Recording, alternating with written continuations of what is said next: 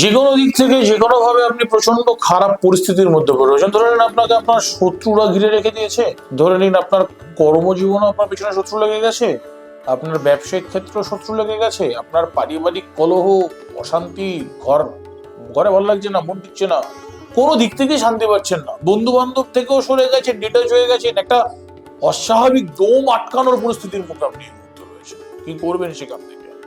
একটাই উপায় আছে, ঠিক তেজপাতা নিন, নিখুঁত তেজপাতা। কিন্তু বন্ধুরা মাথায় রাখতে হবে, এটা পর পর 11 দিন করতে হবে। 11টা তেজপাতা প্রত্যেক দিন লাগবে। 11টা তেজপাতা নিন, তার মধ্যে ওম শ্রীম রামায় ভগবতে রামানুগ্রহম, ওম শ্রীম রামায় ভগবতে রামানুগ্রহম, এই কথাটা লিখতে হবে লাল কালিতে, রেড পেন।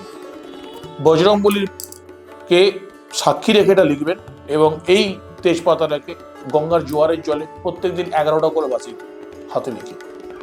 আপনি যে খারাপ পরিস্থিতি থাকুন না কেন, মানে যেরকম খারাপ পরিস্থিতি, কোর্ট কেস, মামলা, মোকদ্দমা, যা কিছু, ভগবান রামের আশীর্বাদে, রাম দাদার আশীর্বাদে তো আপনি সেখান থেকে উদ্ধার পেয়ে যাবেন।